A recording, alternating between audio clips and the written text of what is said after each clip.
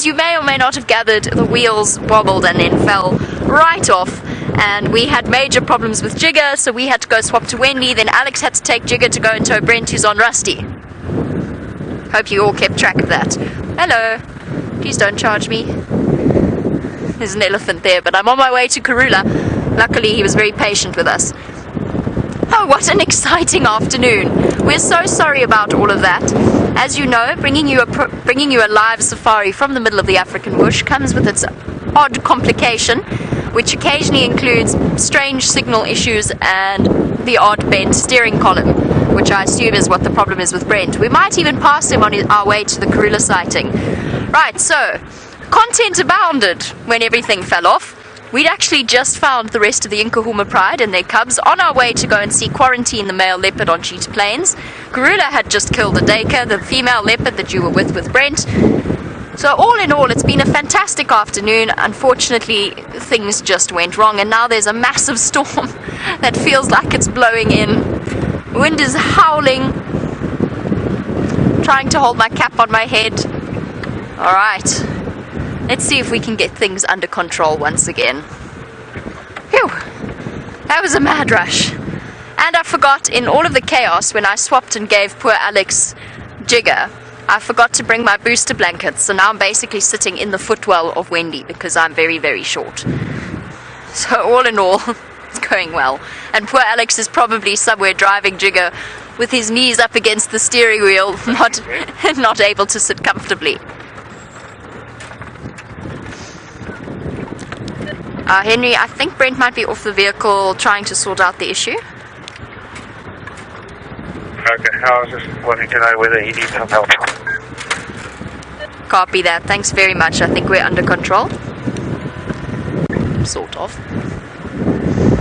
Shame. Henry very kindly offering to give us a hand. We'll probably pass the rescue team on our way. Ah, well, it's not the first time that the Land Rover's steering rod has been bent, and it won't be the last. Yay, I'm glad you're all very excited that we are back. I'm excited to be back as well. I'm less excited to be rained upon, but going to see Queen Karula with her fresh Dacre kill will make it all worthwhile. And she's worked hard today, from this morning on the sunrise safari when Brent... Ow. Ouch.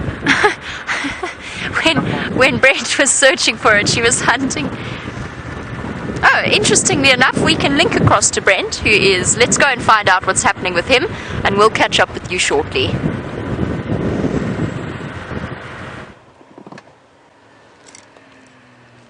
Hi. As you can see, we have not moved. Now, fortunately, we climbed under the car, and Opal came and had a look. It's not nearly as bad as we first thought. So it's just a bend on the steering arm. So what we're going to do now, Opal's gone back to camp to get some tools. We're going to take the steering arm off, and then with a hammer and a spanner, we're going to straighten it, and we should be out, hopefully, before the end of the safari. Fingers crossed. But this does happen, as we say, we are live in the middle of the bush.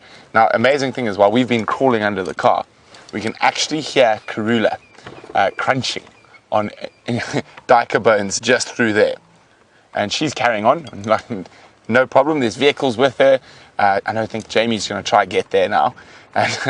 Well, hopefully we'll see you again before the end of the safari, and hopefully it won't be too dirty from being under the vehicle, although I think that's more Veerman and Opal's department than mine. I'm good at breaking them, not so good at fixing them. But in the meantime, let's go back to Jamie as she makes her way towards the Queen of Djuma.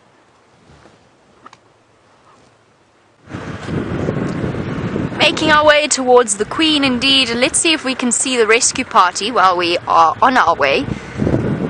And let's get out of this wind as well. Right.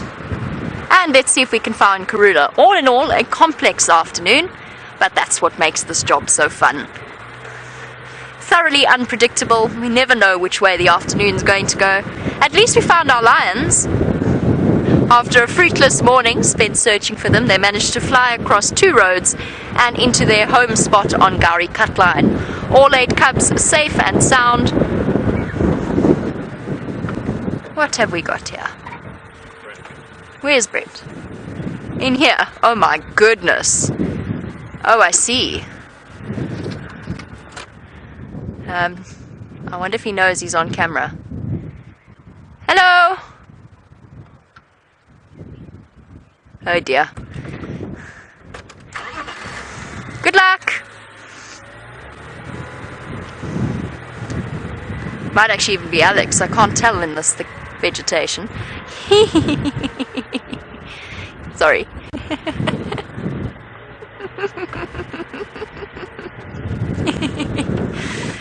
I'm laughing, it's okay, I've been there and I've done that before. I'm confused, Alex left before me. Now slightly concerned that they've got lost. Okay, well, we'll figure it out as we go along. Oh, dearie me, no, Hat, stay. Aha.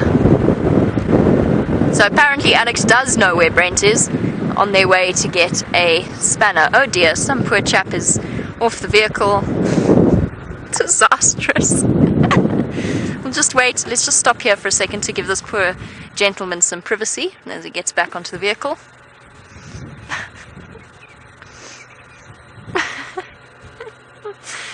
Okay. Okay, the car's moving. I'm going to take that as a sign. We can too. Friday.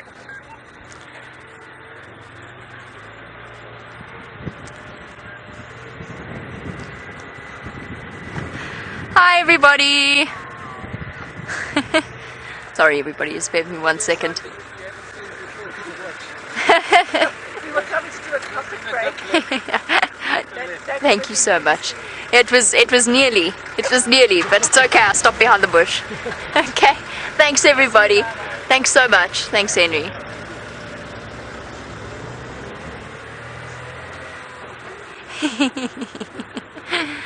Okay.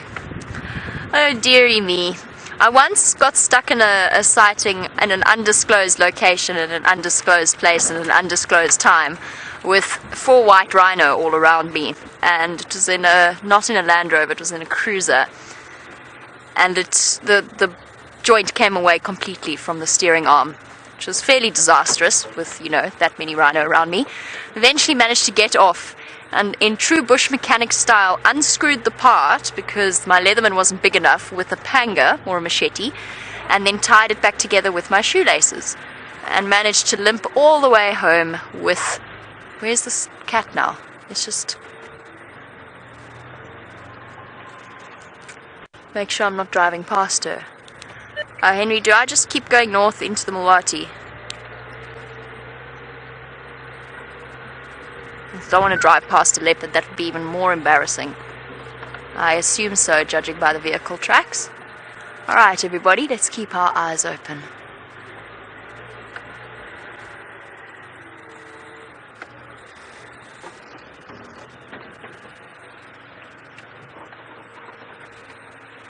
Nobody's come down this way. We're missing something. Lots of vehicle tracks here. Nobody's driven in the Mulwati yet. Sorry, hold on. Let me just concentrate on figuring out exactly where this cat is. Alice, you want to know if we think perhaps Karula is the hardest cat to track. And the answer is... Sure, I think she is definitely one of the hardest that we've tracked in the past. And a lot of the gentlemen that we've brought in who are expert trackers have just shaken their heads when we talk about Karula. She's somewhere here. There's so many vehicle tracks. I wonder if she's watching our goings on. There she is, she's in the tree. She's gone up into the tree. With her Dacre kill. Well done, Karula. You clever, clever thing. Up she goes. The amazing Karula, proving once again why she is such an incredible leopard and mother. Formidable huntress, and always puts her kill up in a tree.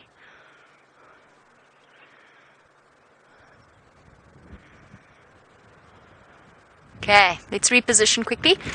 Oh, no, Hat, stay. Oh, this is such a perfect sight. Hold on. Let's wait and see. Wait for her to settle down. Oh, look at that agility. Our Dacre's not a massive antelope, but it's not exactly a pixie either. I mean, that probably weighs about 20 kilograms. So odd 40 odd 50 45 pounds. And she's just carrying it in her mouth. Just think of the strength of her neck muscles. Here we go. Settling in once again. So do I think she's the hardest leopard to track? She's difficult. She definitely is. She's got a unique way of walking at 90 degrees all of a sudden. I've seen a fantastic map shared by some of our viewers of Karula's movement patterns, and I think that is very, very, very descriptive of the way that Karula moves. Nope, that place is not good enough. On to the next one. Perhaps that will be better. She's putting it in a safe place, and I think now that she's eaten a little bit of the rump, there's a chance she's going to jump back down and go and fetch her little ones.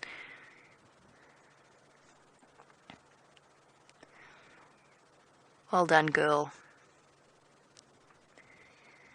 Phew. The wheels have maybe came off a little bit this afternoon, but moments like this make it all worthwhile. Now we can reposition.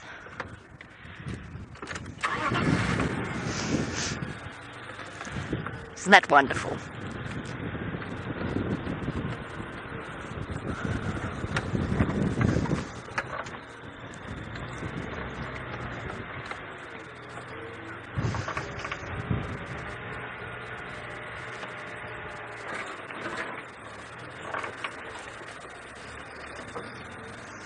I think this might be as good as I can give you, just in terms of where she is.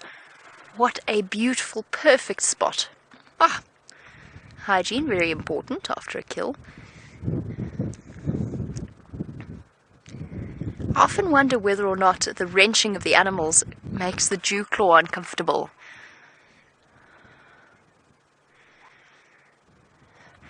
Now, my apologies, my comms are slightly scratchy because it's just the way that things are going this afternoon. I think it's Jackie who's asking about whether or not it's true that cats have the strongest... Zaki with a Z. Zaki, sorry, my apologies. Zaki, you want to know if it's true that cats have the strongest back legs? I don't know. I mean, presumably we're talking in terms of weight ratio, because obviously an elephant would have massively strong back legs, but that's because they're massive animals. I think they're definitely high up there in terms of contenders. I'm just thinking about some of the antelope athletes of the bush. Things perhaps like kudu with their amazing ability to jump 6 feet from a standing start, or maybe the tsesebe that runs for long distances without getting tired. But then, how many creatures can we say can leap 3 or 4 meters into the air with food in their mouths? Massive kills, often their own body weight, up into a tree in the same way a leopard can. So I don't know the answer to that, and I'm happy to hear. Those of you who have access to Google, perhaps you can see what animal has the strongest back legs per body mass ratio. I certainly think that our cats will be high up there. Much like Karula in this jackalberry. Is currently giving herself a thorough face wash to the tune of the African black cuckoo. Grey or a common Dacre. That is what she has. So it's actually the only species of Dacre that we get here in the Sabi Sand. There's also the red and the blue Dacre in South Africa. The red and the blue Dacre tend to be more forest-dwelling antelope. Might get to see them. You might get to see them towards a place called Mariepskop, which is the highest mountain of the Drakensberg in this area, which is just a little bit towards Hoedspruit, so a little bit to the west of where we are. Blue Dacre, the smallest antelope in the world, we get in the coastal forests of South Africa. Gorgeous little things. Used to see them when I went to visit my grandfather there all the time. But this is a grey or a common Dacre. And along with the steenbok and the Sharp's grijsbok are the smallest antelope that you will get to see here. Queen Karula fastidiously cleaning her paws. Very, very important, because she's just used them for all sorts of things, from catching the duiker to carrying it up the tree and burying the stomach contents. I'm not sure if she's cleaned out the stomach contents or not, but she may well have buried the spot where she caught it, covered it in dirt to hide the scent. She's that clever. And as a result, her claw sheaths will be filled with mud and blood and fur and bark. And she will be making sure to keep them, essentially it's like keeping your vehicle well oiled, or any kind of tool. Oh, bless you, girl.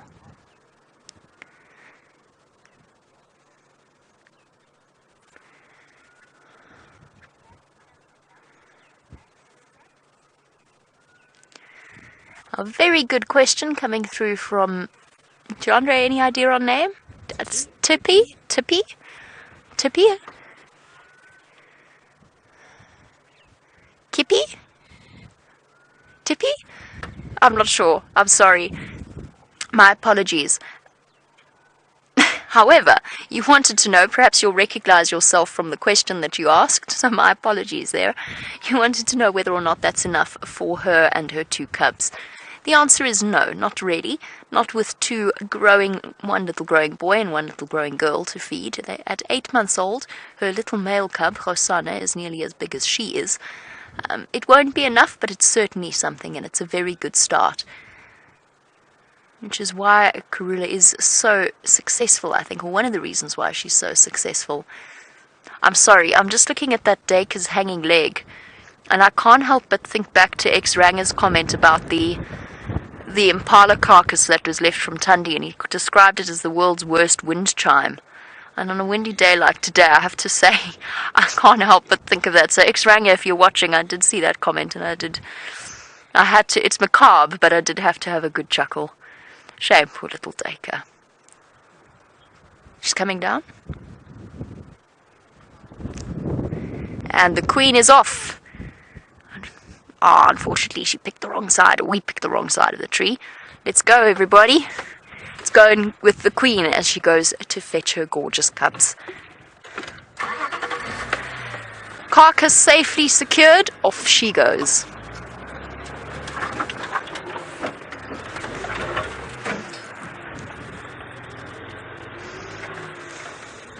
And Ellen, in the Netherlands, absolutely, the cubs will be able to climb all the way up that tree to fetch their prey. Sorry, everybody, I just have to wait for Henry, who's been very kind there she goes. Oh, she's just about to jump into the front of disappear to the front of his vehicle. They've been very, very kind in giving us the opportunity and offering help to Brent in his time of great need.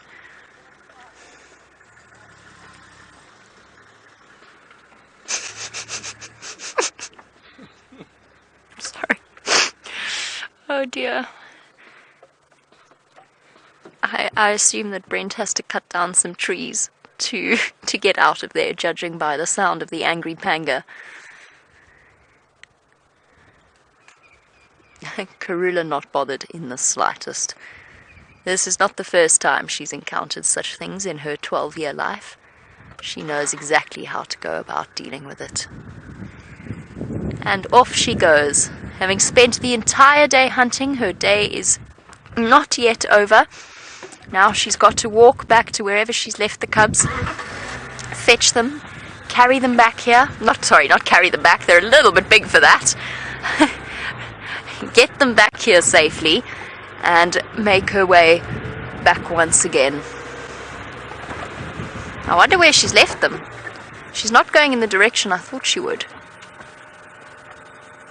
Sorry, I'm just waiting to see which way she's going. Okay, she is going along the Mulwati. Ah, no, she's going to take us on a journey. Yeah, my dear.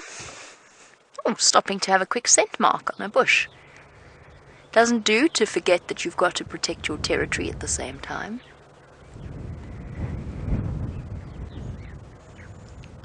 Hard work being a female leopard raising 2 cubs. See, she's still panting.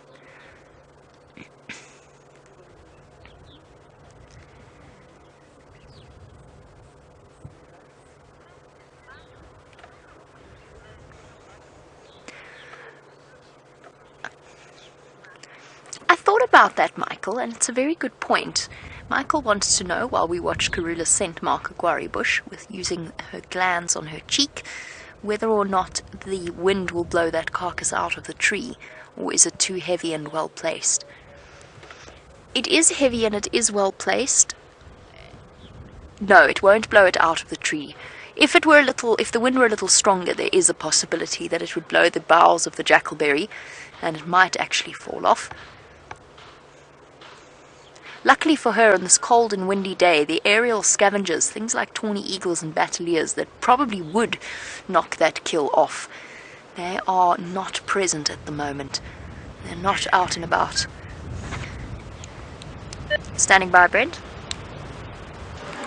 anyone still on that car? Please apologize. First, we're just trying to get the steering on straight. As quick as possible. Hey, for Brent, it's just Henry and myself. I'm sure they understand. Shame. Brent is just apologizing for the noise. They don't have a choice. Karula's not bothered. It's just one of those things that they have to do, unfortunately, to get Rusty out of... We can't leave her overnight. Even if we thought about abandoning the vehicle, it's just not an option. Journey, you're welcome to come past here. We've got very good sighting, yeah. Copy that. Thanks very much. Everybody's so polite. Henry's been so kind, said we're welcome to come past.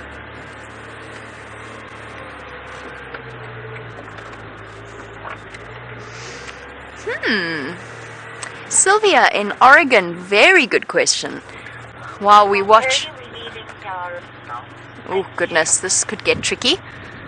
Sylvia, you want to know if we've ever known a leopard to forget where they've put their kill. Oh, she's going for a drink. Let's get up here. Let's not break the steering column.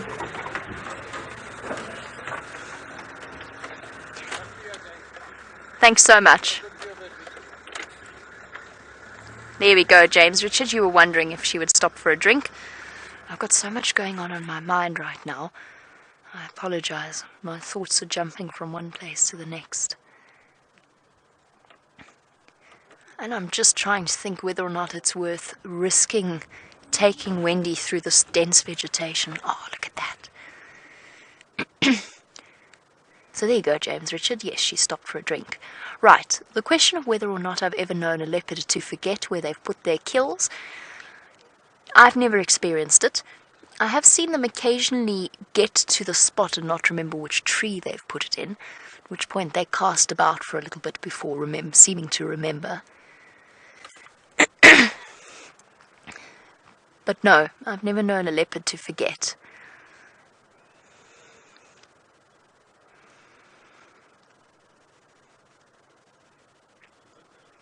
This is such a beautiful view of the water.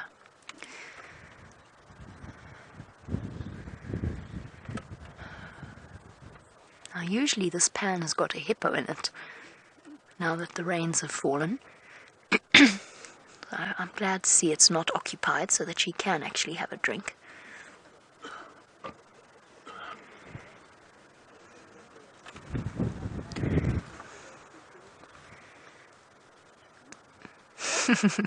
I love that face. It's such a typical cat look when they've got something in their mouths that they don't want there.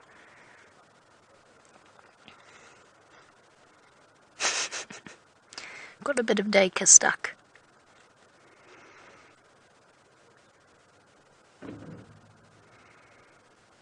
Oh, she's very thirsty. It has been a hard day for her.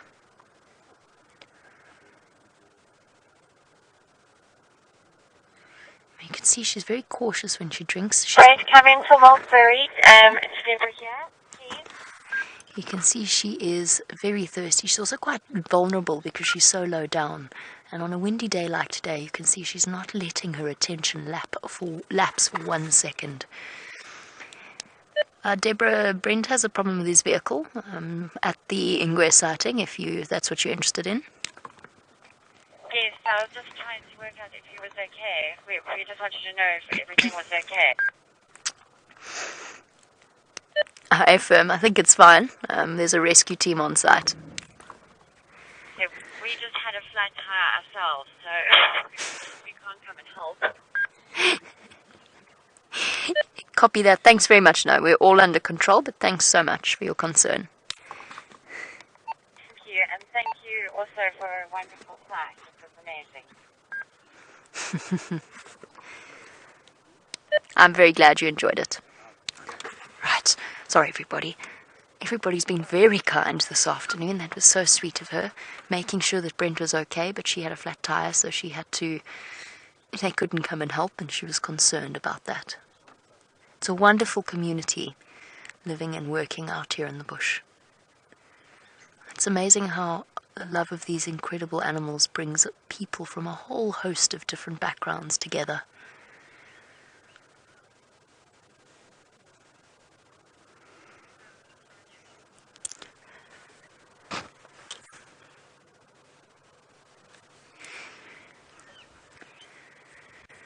And now what, girl? You're going to come back to your meal. I wonder where her cubs are. Probably on Little Gowrie somewhere, would be my guess. Is she going to go and fetch them now, though, or is she going to go back to her food? Perhaps she isn't in the mood for sharing at the moment.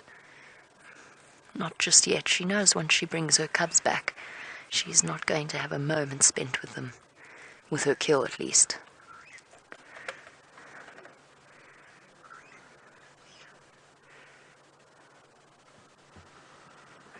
A stunning, stunning scene.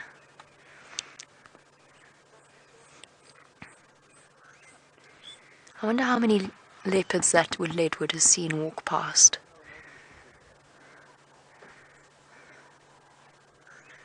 There's a stop and scent mark on it. Alrighty. Let's go catch up with the Queen. Thanks, guys. Thank you so much.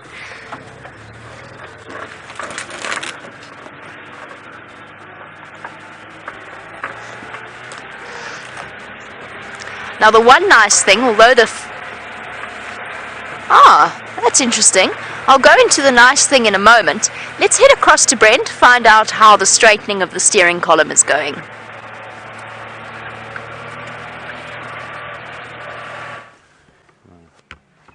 Live. Okay, so we're busy trying to straighten the steering arm by using a Tumbuti tree. So we used the hammer already. It's nearly there. Oh, I think we're going to have to try the hammer again. So, I mean, if you want to, there's a million ways if you've lived in the bush for long enough to fix. Unfortunately, we've got Opar to help. So we see here, we're going to put our foot on either side so it doesn't move, and then Opar's going to hammer it. Now, this is a very common safari vehicle problem, and you'll look at most of the lodges and all of our vehicles. These steering arms have probably been straightened 15, 20 times at least. I think Jigger's had its steering arm straightened the most. Rusty at least 3 times.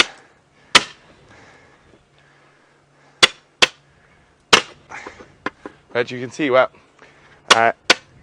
if we didn't have access to a nice piece of steel, like this, and a big hammer, we would actually go walking and looking for a big, probably leadwood tree or jackalberry tree to really bend it. So there, Opal's looking for a tree. Okay, so while we go look for a tree to straighten our steering arm, let's go back to Jamie with Karula.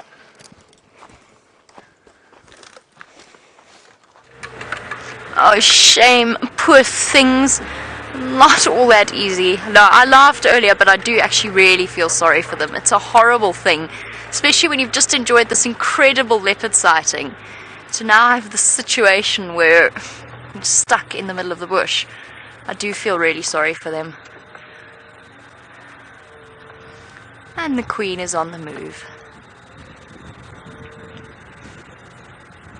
I don't even know if I plugged my spotlight in. I was in such a hurry to get out and about.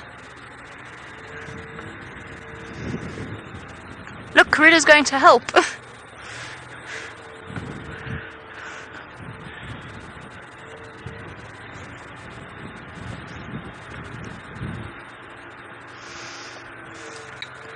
Now, Okie in Oklahoma has got an interesting idea. Okie's wondering if perhaps they leave a scent trail to their kills or where they left the cubs to help them find it again, or them again.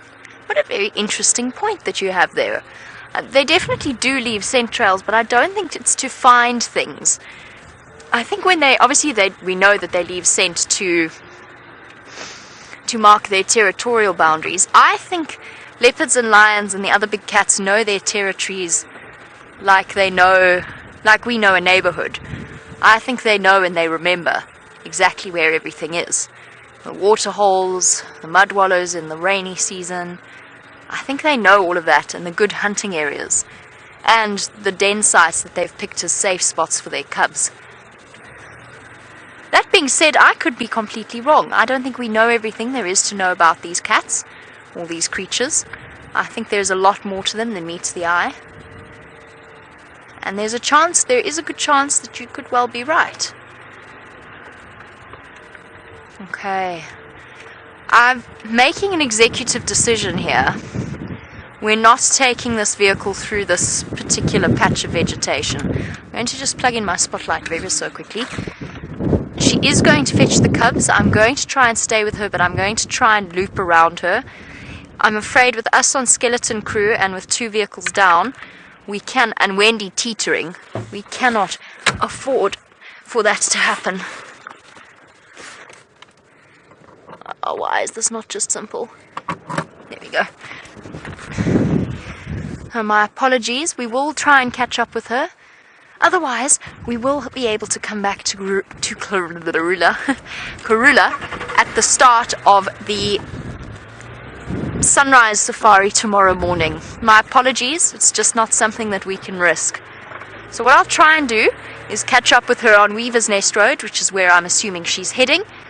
Otherwise, we'll get distracted by interesting nocturnal creatures along the way. Ah, they brought in even more reinforcements.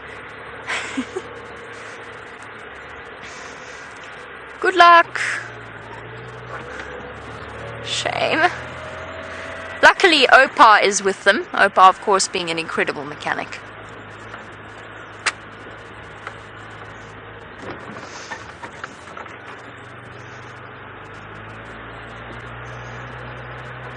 Oh, dearie me. I know, I want to stop and look as well, but I don't want to lose Karula. I mean, I've lost her now, but I think I know where she's going to pop out.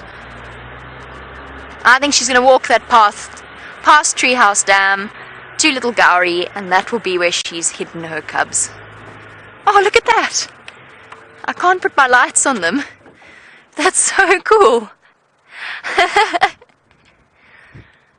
A Nyala bull procession. Watch out, Brent, the Nyalas are coming.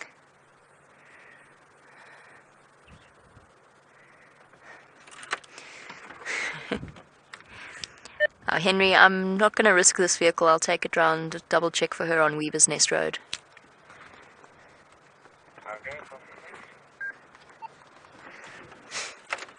Procession. A-firm.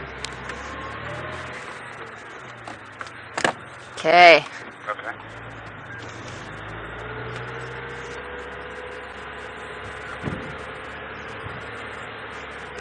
A procession of Nyala bulls looking like catwalk models. Stunning. Right. Now, the one thing we've got to be careful of as we go off in search of Karula, and one of the reasons why I'm not following her through the dense vegetation, is she will still hunt something. If she comes across an unsuspecting Dacre or an impala or anything like that, I mean, we've seen it with Tundi with her 3 impala kills. If she sees something on a windy evening, it's getting dark, it's windy, as we said, that Dacre is not really a belly-filling meal for all 3 leopards, and she will know that.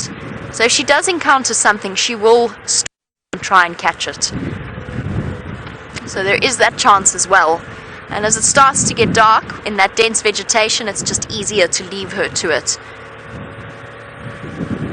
She's got 2 growing mouths to feed. And her own. I think, though, we're probably going to find her on the Treehouse Dam Road. I have to go round. She's cutting corners, so I'm going quite fast. But we should catch up with each other soon. I wonder if where she's been hiding her cubs.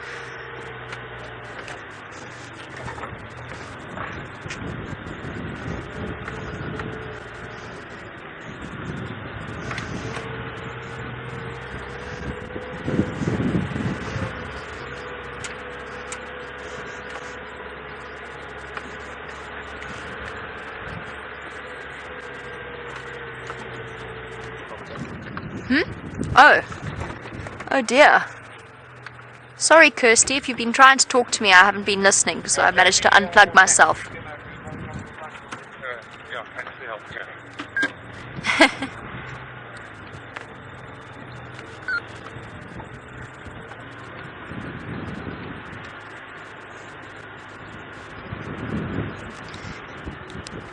Copy that. Thanks for all your help, Henry. Now, Sandy in Canada, lovely to hear from you on this exciting, if somewhat chaotic sunset safari. Now, you want to know if I can perhaps explain to you how a female leopard teaches her cubs to kill, or is it instinctive? And the answer is it's mainly instinctive. It's amazing the way that the instinct works of a female leopard. Of any leopard, of a leopard cub. They are very, very instinctive creatures, and already we noticed at a tender age, Karula's cubs stalking things and maybe even catching and killing a scrub hare, but that we never fully clarified. I think she's going to pop out here. This is the big game path that she often uses, but you never know, as we discussed with Karula. She's all over the show. One thing that leopards generally don't do, which cheetah often do, is bring home prey that is not quite dead. They do occasionally do it, particularly if the cubs happen to be with them whilst the female is hunting and she happens to catch something. Then she might let the cubs catch and kill, or kill whatever it is that she's caught for them. But it's quite rare. They don't give them lessons in the same way that cheetah mothers do. Lions are sort of the same in a way. They kind of practice their hunting skills with a pride, often messing up quite a few hunts before they get it right, but they learn on the fly as they grow up a little bit. And the same will go for Karula's cubs. I mean, look at Sindile. Sindile was hunting on his own by the time when he caught that dog that had rabies. He was then put in quarantine for 8 months and then released back into the wild. Storm blowing in! And he still managed to, he continues to manage to this day to look after himself. So it isn't a purely instinctive act for a leopard.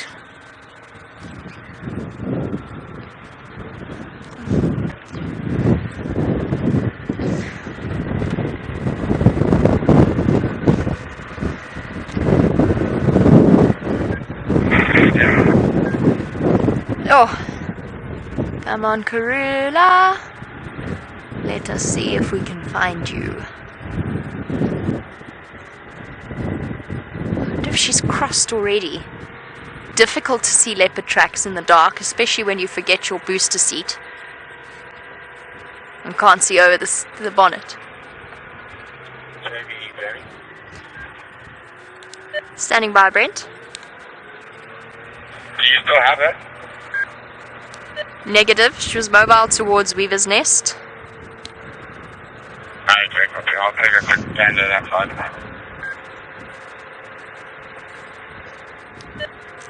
Okay, copy.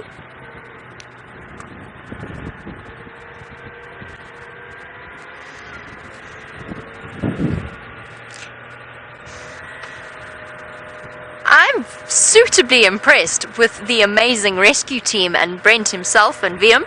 Seems as though they're out and about. Let's go and get an update as to how things are going that side.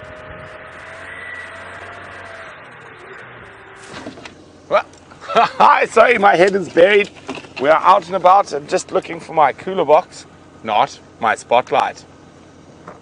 No, we feel like we need a cooler box after that, but we are up and about. There we go. So yes, we managed to find the perfect Tumbuiti tree, actually, is how we straightened it at the end, to get it really, really well straightened. And exciting. Hopefully we'll have Karula and cubs on the sunrise safari. Jamie let me know that she had hoisted that kill, so I'm very excited. And it's amazing what you can do in the bush where there is a need. I'm going to say where there's a will, but where there's a will you can do it, but where there's a real need, you really get things done. Now, fortunately, I don't think that's the first steering arm Opar straightened. It's definitely not the first of ours he straightened. But there are actually quite a few different ways to straighten steering arms. If you can actually sometimes, if they're not too badly bent, you can straighten them while they're still on the vehicle by attaching a rope or a chain to the center and that to a tree and then reversing. But that, of course, is not nearly as good as taking it off and actually straightening it properly. But what an exciting safari! Queen Karula makes a live kill! I'm literally on top of the world, even though I spent quite a bit of time under the car.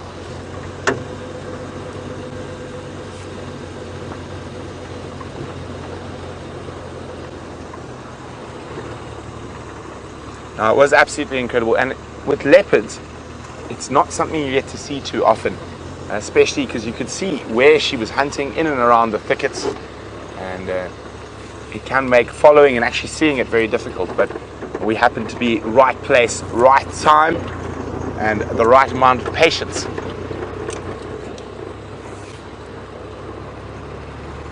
Now she's almost certainly off to go pick up Hosana and Shungile, so let's hope that they don't eat that duiker too quickly, because it's not very big, and especially if there are 3 of them feeding on it.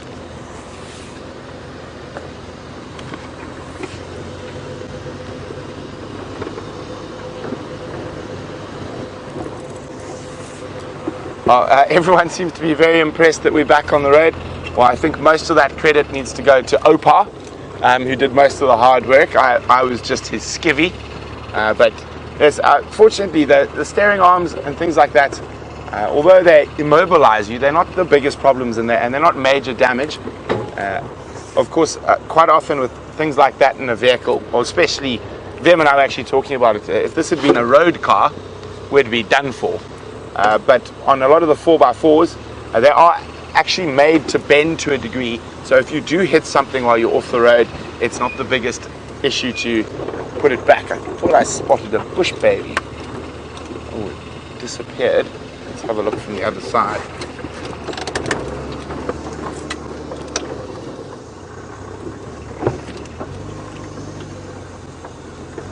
Where'd you go, little bush baby? No, he was. Yeah, I think he's jumped right into the thicket there. Oh, maybe we'll find another one. Oh, Karula!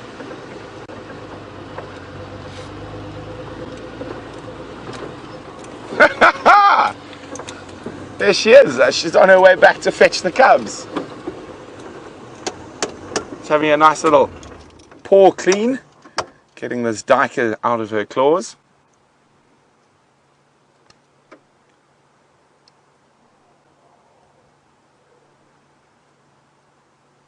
You can actually see she's fed quite a bit. Well, since I know you guys have seen it, but since VM and I last saw her, because she was completely hollow around the back legs, and now she's not.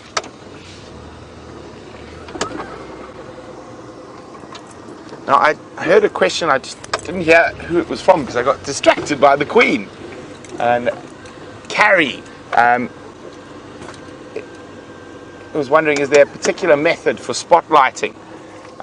There is, Carrie. You try to go as fast as you're moving, so your speed that you shine the spotlight completely depends on the speed of the vehicle that's moving. But you don't need to sort of stay too long. What you're looking for is that the shine of the animal's eyes that reflects back. And if you use spotlights for a long time, you can generally almost tell the species just from their eyes. Now, of course, the wind's picked up. And even though she has got a kill and is on the way back to the cubs, she definitely wouldn't say no to another kill if she was able to make one. I just better let everyone know we found her again. Stations, we got Karula again, Elephant Carcass Junction Weaver's Nest.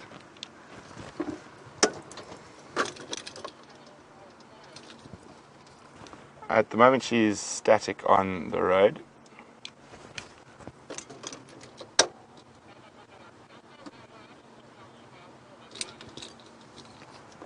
Copy, thanks.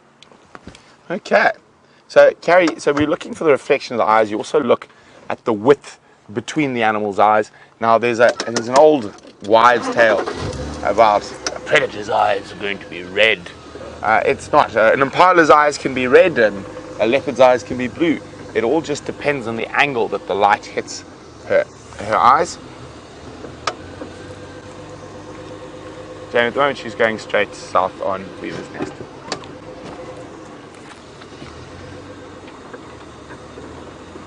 Oh no, now she's not. Cancel that. She's just heading now more to the west into the drainage. So if you want to go onto the southern side.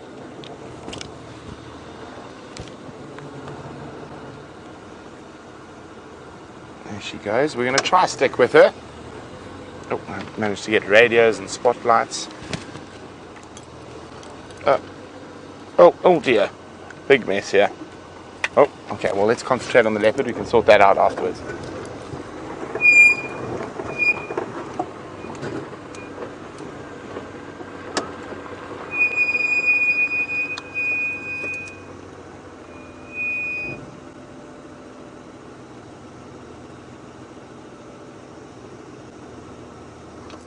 Okay, let's zoot around.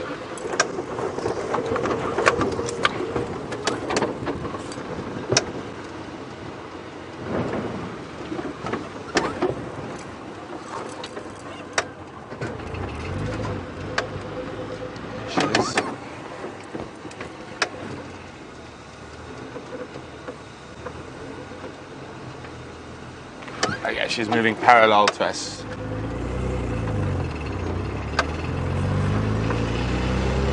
We're just going to stand by up here.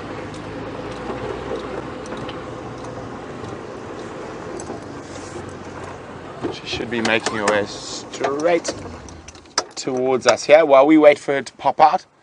I know Jamie's also around helping us, so we make sure we don't lose her. So let's go see what Jamie's up to.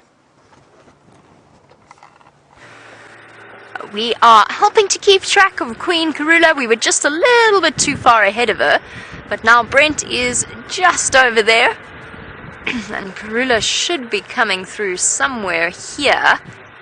And presumably, she's well, what's she going to do? Is she going to take the road, or is she going to take the drainage line? The mysteries of the evening.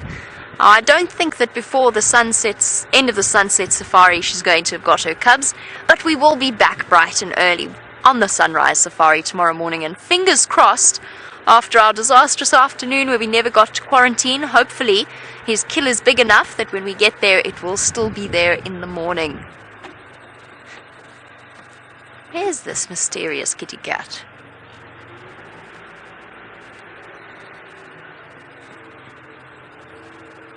That's a lot of impala, definitely not Karula, so we won't be shining our spotlights there. I wonder if she's going to take the drainage line towards Treehouse Dam. Aha! I think that Brent has managed to find her, so let's pop back across to him. Jamie, she's heading straight towards you. Oh, there we go. We're in infrared because she's on the edge of the light. She's actually just changed direction. She's going straight towards Jamie now. So she might pop out right next to Jamie.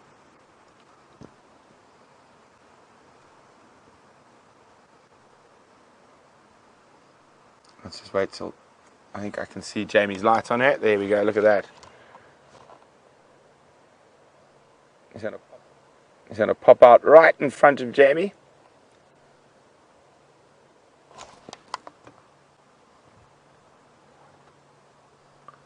She's going into the block now. I think, Vim, I think we've used our off-road quota for today. What do you think? Yes, so Jamie's more than welcome to follow her off-road. I think Vim and I, we're not going to, but we definitely will be checking on her first thing tomorrow morning on the sunrise safari.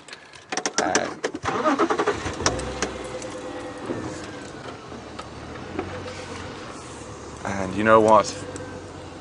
Let's go across to Jamie and see if she's brave enough to follow Karula in the dark. Now let us get one last view of the Queen as she disappears into the night. I'm not going to follow her off-road. I don't think it's worth the risk in the evening. I'll let her go about her daily business. And there she goes, melting off into the bush. Beautiful. What a wonderful afternoon. It makes it all worthwhile, doesn't it? Moments spent with incredible cats like that. I'm going to leave her be. She's not too far from the boundary now. Now, Selena, you were saying, does the light not hurt their eyes? Now, you may have noticed earlier when I was shining and I said there's a lot of impala there, which, by the way, is where she's heading now, which is one of the reasons why I really don't want to follow her in the darkness. You may have noticed as soon as I said there's a lot of impala there, I immediately moved the spotlight away.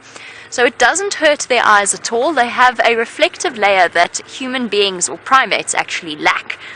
And it is called the tapetum lucidum, and it reflects and bounces back light so that they can make the most of ambient light in a way that they can see in the dark. And that in turn also protects them from, it doesn't feel like if I were to turn around and shine the spotlight in your eyes.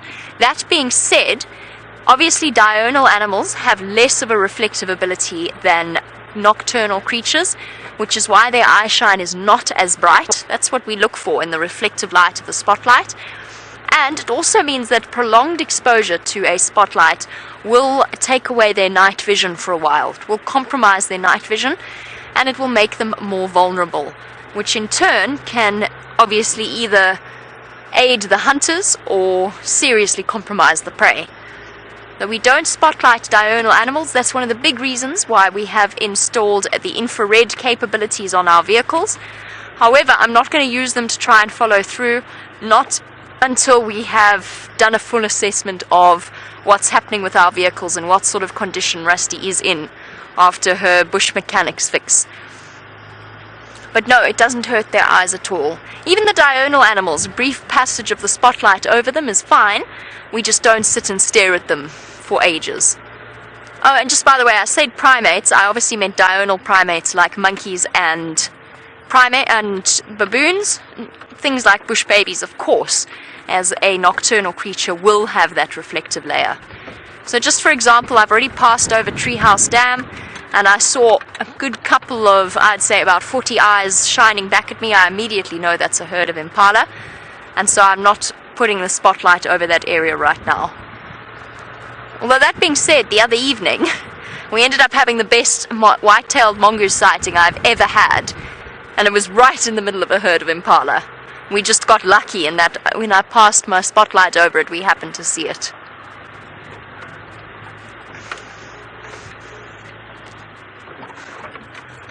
Well, another day for the Wild Earth crew, and another exciting one at that.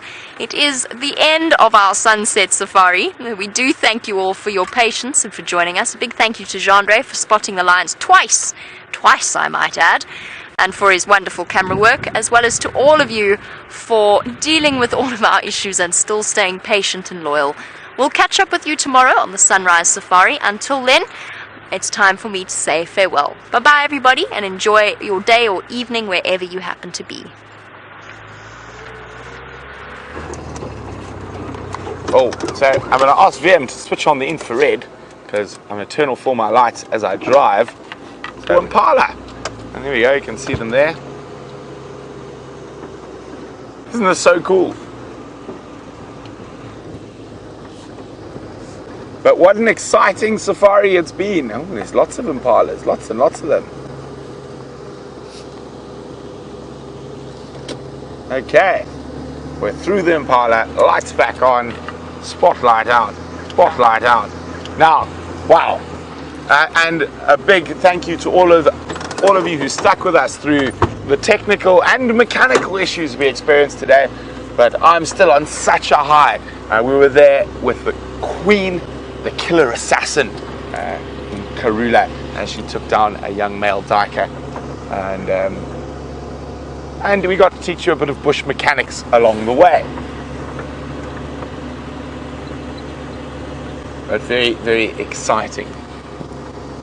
And I'm absolutely ecstatic that there's a chance that Hosanna and Shongile are going to be there in the morning. Hopefully they don't eat that whole... It looks like Karula's eaten quite a fair bit of that, so that diet is probably not going to last too long.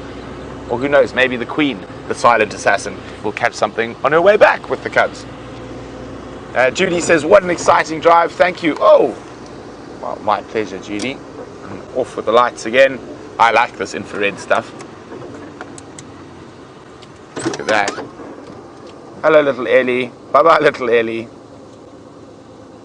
That's pitch black. I just spotted the elephant in my spotlight as we're moving. I'm sure there's a few more out there that we can't see. And the wind's picking up. I don't know, do you think it's going to rain, Vem? No, it's snow. Vem thinks it's going to snow. I don't know whether that's because we got to see Karula make a kill or because we managed to fix a broke steering arm in the middle of the bush with a hammer and a tree. But what a wonderful drive, and we're coming into the last little moment of drive. So from all of us here at Safari Live, and in particular from Vim and myself today, thanks for bearing with us on that incredible safari, and we will see you bright and early tomorrow morning. And as I said, great prospects with Karula and cubs, and also of course the Nkuhumas are still about close by, and maybe they'll come down to the pan for a drink. Maybe we'll get a bit of precipitation overnight, and it's going to be very exciting tomorrow. I cannot wait. I'm one of those few people who are very lucky to do what they love on a daily basis, and get to spend my life with the incredible creatures of Africa. Much better than living in a city. I don't do well in cities. Have I pulled my earpiece out? Yes.